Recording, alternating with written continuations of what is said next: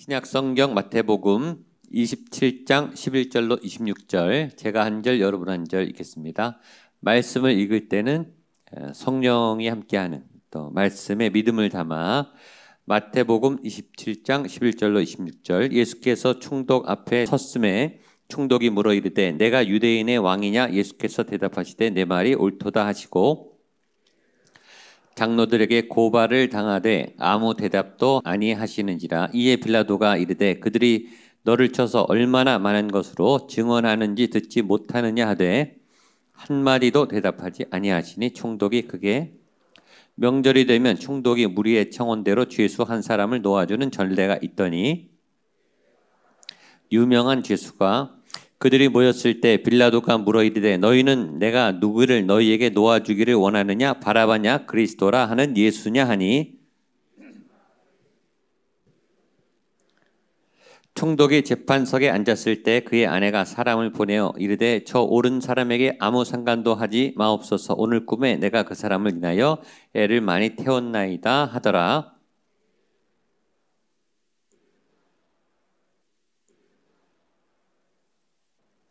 총독이 대답하여 이르되 둘 중에 누구를 너희에게 놓아주기를 원하느냐? 이르되 바라바로소이다. 빌라도가 이르되 그러면 그리스도라 하는 예수를 내가 어떻게 하랴? 그들이 다 이르되 십자가에 못 박혀야.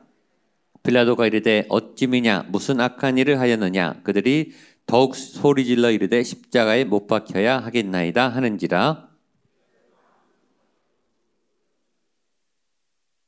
물을 가져다가 무리 앞에서 손을 씻으며 이르되 이 사람의 피에 대하여 나는 무죄하니 너희가 당하라. 백성이 다 대답하여 이르되 그 피를 우리와 우리 자손에게 돌릴지어다 하거늘 함께 읽겠습니다.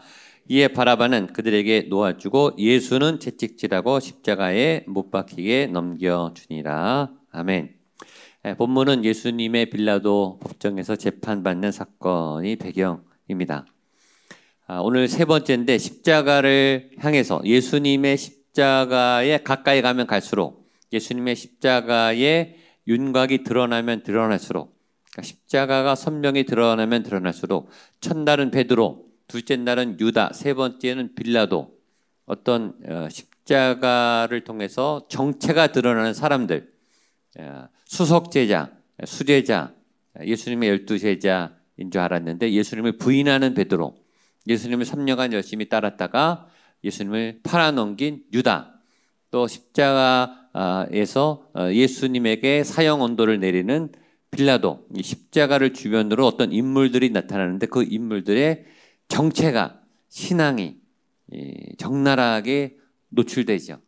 그러니까 십자가는 거울처럼 우리의 아주 적나라한 믿음의 현주소, 삶의 현주소, 인격의 현주소, 내 판단과 내 가치관의 현주소를 비추는 굉장히 선명한 등불이 됩니다. 거울이 돼요. 그러니까 십자가로 가까이 갈 때 의인들은, 믿음의 백성들은 그 십자가가 반갑겠지만 죄의 사람들은, 어둠의 사람들은 그 십자가를 오히려 저주하고 두려워하고 자기의 정체가 탄로나는, 십자가 안에 이런 묘한 일들이 있는 것을 새롭게 발견해요. 오늘은 빌라도라고 하는 인물, 그리고 빌라도와 함께하는 그 군중들의 정체가 발각돼서 이 사람들이 예수님에 대해서 무슨 마음인가, 진리에 대해서 어떻게 살아가는가에 대한 그 태도가 노출되는 것을 볼 수 있습니다.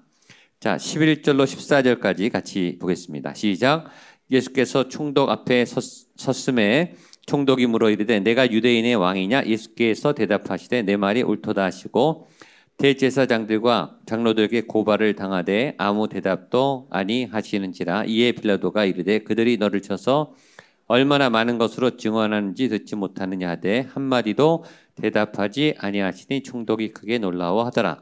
자, 총독이 빌라도가 묻습니다. 내가 유대인의 왕이냐?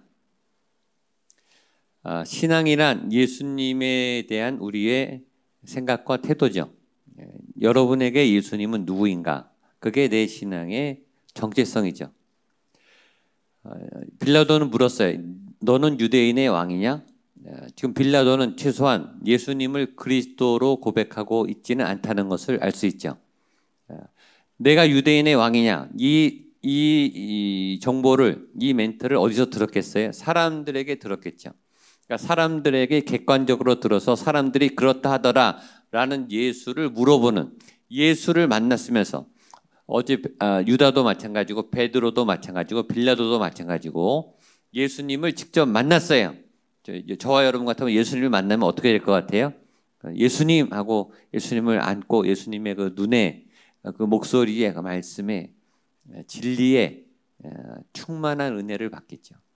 예수님과 함께하는 그 엄청난 감격을 누리겠죠. 그러나 모두가 그렇지는 않은 거예요.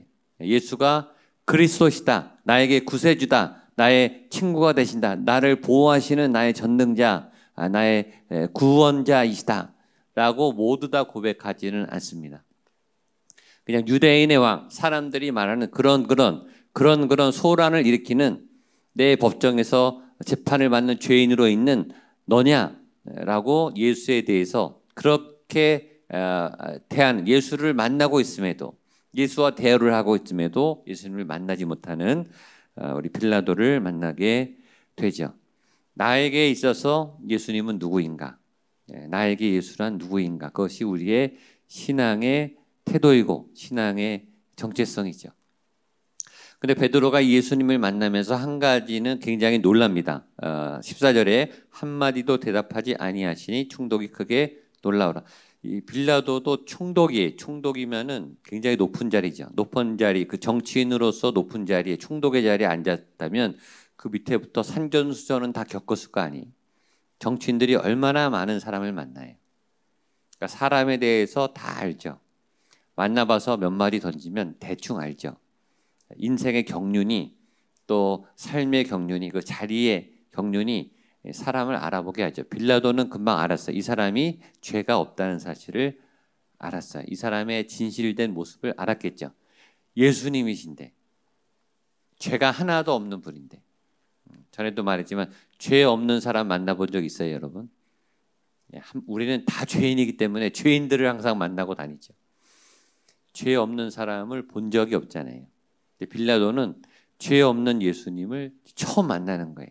죄가 없는 사람의 영혼은, 마음은, 그 눈은, 그 목소리는 얼마나 맑고 영혼이 순수하겠어요.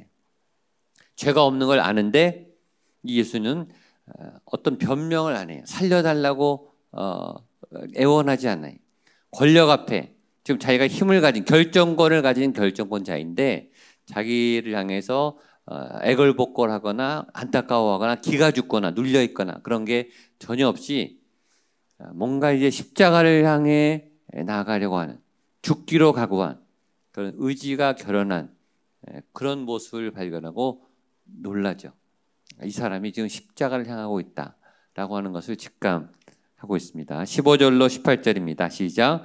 명절이 되면 총독이 무리의 청원대로 죄수한 사람을 놓아주는 전례가 있더니 그때 바라바라 하는 유명한 죄수가 있는데 그들이 모였을 때 빌라도가 물어 이르되 너희는 내가 누구를 너희에게 놓아주기를 원하느냐, 바라바냐, 그리스도라 하는 예수냐 하니 이는 그가 그들의 시기로 예수를 넘겨준 줄 알미라.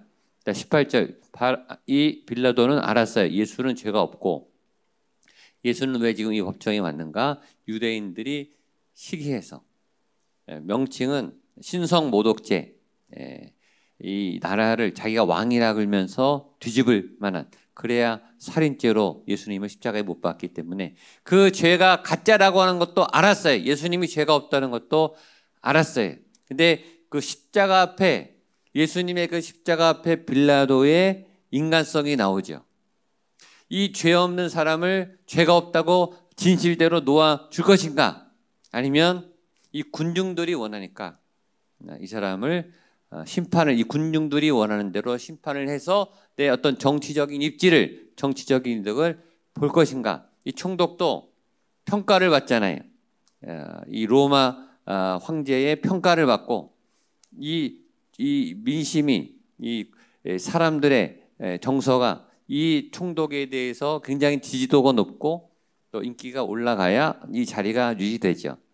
그러니까 현실적인 내 이득과 진리와 진실 사이에 갈등하고 있는 빌라도를 보죠. 그것이 십자가를 통해 드러나요. 그러니까 십자가는 우리 마음에 속이고 있는 현실과 타협하는, 이득을 하고 계산을 하는, 머리를 굴리는 우리의 모습과 진리를 향해 나아가고 진실되게 살아가기를 원하는 두 마음에 대한 선명한 모습을 들춰냅니다. 우리도 얼마나 계산이 빠른지, 현대인들이 얼마나 계산이 빠른지, 우리 청년들이, 중고등부 아이들이요, 계산이 어른들보다 더 빨라요. 이득이 되는가, 손해가 나는가, 도움이 되는가, 유익이 있는가, 이 시간이 의미가 있는가, 여기에 시간을 보내는 것, 여기에 참여한다는 것이 나에게 유익을 주는가, 계산하고 움직이죠. 심지어 새벽 기도에 오는 것도, 금식을 하는 것도, 교회에 오는 것도, 예배를 드리고 사역하는 것도 순수한 마음으로 하는가, 아니면 어떤 계산을 하고 움직이는가, 그것이 십자가가 우리에게 명확하게 구분을 시켜줘요. 십자가 앞에 나가면 진실이 드러나게 되죠. 또 하나, 십자가가 지금 빌라도가 지금 힘을 어느 쪽으로 써야 하는가. 빌라도가 지금 결정권이 있는데, 재판의 결정권이 있는데, 예수님을 죽일 수도 있고 살릴 수도 있는 자신의 파워, 그 파워를 어떻게 쓰는가에 대한 가늠을 주죠. 모든 사람에겐 파워가 있어요. 그리고 모든 사람은 더 큰 파워를 갖기를 원해요. 힘에 대한 욕구, 내가 결정하고 내 마음대로 하고 싶은 욕구가 다 있어요. 그 파워가 큰지 작은지 사람 따라 다를 뿐이죠.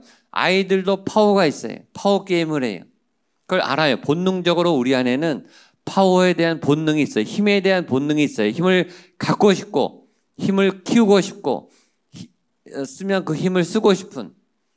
근데 그 파워는, 힘은, 권위는 하나님으로부터 온다 그랬어요. 그러니까 모든 힘은 하나님이 주신 거예요. 국회의원, 대통령, 그 힘은 국민이 줬죠. 백성들이 이 나라를 잘 다스리라고 지도자들에게 파워를 주는 거예요. 그러나 국민이 준 것처럼 보이나 그 파워는 하나님이 준 거죠. 하나님이 주셨기 때문에 반드시 그 파워에 대한 평가가 있어요. 하나님의 평가, 국민의 평가. 여러분에게 주어진 그 힘은 어떻게 쓰였는지에 따라 평가가 나오는데, 십자가 앞에 이 빌라도가 이 힘을 어떻게 쓸 건가? 누구를 위해 쓸 건가? 나의 정치적인 이득과 목적을 위해 쓸 건가? 아니면 진리를 위해서 선하신 하나님의 뜻을 따라 쓸 것인가에 대한 갈등에 놓이게 돼요. 여기서 두 가지, 예수님과 이 빌라도의 대조적인 모습이 나옵니다. 빌라도는 그 힘을 진리를 알지만 잘못된 곳에 쓰죠. 예수님은 그 법정을 이겨내고 이 유대를 뒤집어 엎고 그런 파워를 갖고 계시죠. 십자가에서 뛰어내릴 수 있는 그런 파워를 갖고 계시지만 그 힘을 쓰지 않아요. 힘이 있으나 힘을 쓰지 않고 하나님께 힘을 빼고 순종하시는 예수님이 있고, 주어진 힘을 마음껏 마음대로 자기의 욕망대로 쓰고자 하는 그런 사람이 십자가를 통해 극명하게 드러나죠. 여러분에게 주어진 힘, 여러분에게 주어진 시간, 여러분에게 주어진 건강, 여러분에게 주어진 젊음, 그 힘을 하나님을 향해 십자가 앞에 바르게 사용하게 되기를 주님의 이름으로 축복합니다. 우리 21절, 22절 말씀 보겠습니다. 시작. 총독이 대답하여 이르되 둘 중에 누구를 너희에게 놓아주기를 원하느냐? 이르되 바라바로소이다. 빌라도가 이르되 그러면 그리스도 하는 예수를 내가 어떻게 하랴? 그들이 다 이르되 십자가에 못 박혀야 하겠나이다. 그래서 또 하나, 십자가는 우리의 삶에 굉장히 믿음의 분기점을 가르게 하죠. 예수를 십자가에 못 박게 하는 사람과 예수를 놓아주고 예수를 놓아줘야 되냐, 바라바를 놓아줘야 되냐라고 하는 물음에 예수를 십자가에 못 박으라, 예수를 죽여라 라고 하는 사람. 사도 바울은 내 안에 사는 것이 예수 그리스도, 나는 죽고 예수가 살아야 된다. 이 그 두 가지 극명한 대조의 십자가 선상에 사람이 나오죠. 십자가에 예수를 죽이는 사람과 십자가에 내가 달려서 나는 죽고 내 안에 예수님이 살아야 된다는 사람, 이게 두 부류로 나눌 수 있어요. 내 의지가 강하고 내 욕망이 강하고 내 꿈이 강하고 내 주장이 강하면 바라바를 놓아줘라. 우리 당에, 우리 정치적인, 우리 삶의 기반에 예수가 방해가 되니까 예수를 죽여야 된다라고 하는 이 무리들의 이익을 위해서 예수님을 죽이죠. 내 뜻을 이루기 위해서, 내 꿈을 이루기 위해서 우리는 예수님을 때로 죽여요. 내가 죄를 짓고 내 마음대로 하는 것은 내 안에 예수님을 못 박는 일이죠. 그 예수를 못 박는 삶을 살아낼 것인가? 아니면 나는 갈수록 죽고 나는 작아지고 나는 약해지고 나는 내려놓고 내 안에 예수님은 살아날 것인가? 믿음이란 그거죠. 나를 죽이는가? 예수님을 죽이는가? 십자가를 가까이 가는 삶이란 예수님의 그 죽으신 그 십자가, 달리신 십자가를 보면서 내가 그 십자가 안에, 내 안에 모든 정과 욕이 이 십자가에 같이 달리면서 내가 죽는 거예요. 내 죄가 죽는 거죠. 그래서 십자가를 볼 때 슬퍼할 게 아니라 사실은 이 고난주간은 어떻게 보면 기쁜 거예요. 내 죄가 점점 죽어가는 시간, 내 악이 점점 죽어가는 시간, 내 삶의 절망이 끝나가는 시간. 그래서 예수님으로부터 일어나서 부활 생명으로 변화되는 시간, 내가 변화하는 시간, 내 삶이 변화하는 시간으로 바뀌어지는 그 시간이 고난주간 십자가를 향한 여정이기 때문에 이 십자가를 가까이 가면 갈수록 여러분의 얼굴은 살아나게 될 줄로 믿습니다. 밝아지셔야 돼요. 점점 자유해지셔야 돼요. 내가 매인 것들로부터, 내가 묶여있는 것들로부터, 이 세상에 끙끙대며 경쟁하며 발버둥 치는 이 세상의 어둠에 발목 잡힌 삶으로부터 자유함을 얻고 날개를 달고 주님과 함께 부활의 기쁨으로 날아오르는 십자가와 함께 모든 내 정과 욕을 다 못 받고 내 죄가 죽어가는, 예수를 못 박는 게 아니고 내 죄를 못 박는 그런 시간이 되어야 할 것입니다. 자, 결국 빌라도는 군중의 뜻을 따르고 책임을 회피합니다. 똑똑한 사람이죠. 23절로 26절입니다. 시작.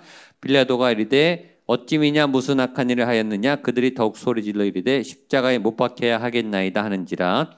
빌라도가 아무 성과도 없이 도리어 밀란이 나려는 것을 보고 물을 가져다가 무리 앞에 손을 씻으며 이르되 이 사람의 피에 대하여 나는 무죄하니 너희가 당하라. 백성들이 다 대답하여 이르되 그 피를 우리와 우리 자손에게 돌릴지어다 하거늘. 이에 바라바는 그들에게 놓아주고 예수는 채찍질하고 십자가에 못 박히게 넘겨주니라. 결국 빌라도는 진리를 따르지 않고 정치적인 선택을 합니다. 자기의 정치적 기반의 선택을 하죠. 그것이 예수님 십자가에 못 박히게 한 거예요. 그 사건이 단순한 정치적 사건인 줄만 알았어요. 그리고 자기는 손을 씻었어요. 손 씻는다고 빌라도가 안 한 게 됩니까? 나 몰랐다고 말한다고 변명이 됩니까? 죄를 져놓고 나 죄 안 졌어요 라고 말한다고 죄가 없어지냐고요. 빌라도는 지금도 사도신경에서 예수님을 십자가에 못 박은 사람으로 그렇게 모든 인류에게 알려져 있죠. 예수님을 만났고 예수님을 재판하는 그 자리에서 예수님을 만나지 못했던 비극적인 인물로 우리에게 기억되고 있습니다. 빌라도가 예수님을 십자가에 못 박았어요. 군중들은 환호성을 쳤겠죠. 우리의 생각대로 되었다. 바라바는 살아났고 예수님은 죽게 되었다. 예수가 드디어 죽는구나. 쾌재를 불렀겠죠. 예수님이 십자가에 죽는 것이 영적으로 얼마나 큰 어마어마한 역전의 사건인지를 모르기 때문입니다. 예수님의 죽음의 시간이 다가올수록 어둠의 권세에 사망 시간이 가까워 오는 거죠. 점점 그 시간이 당겨지고 있고 예수님은 그 십자가를 향해 한 걸음 한 걸음 다가가고 있습니다. 예수님과 함께 십자가로 가까이 나아가면서 내 죄가 죽어가고 내 질병이 사라지고 내 삶의 실패와 저주와 절망이 끝나가는 그 시간을 함께 걸어가는 저와 여러분 될 수 있기를 주님의 이름으로 축복합니다. 아멘. 아멘. 같이 일어나셔서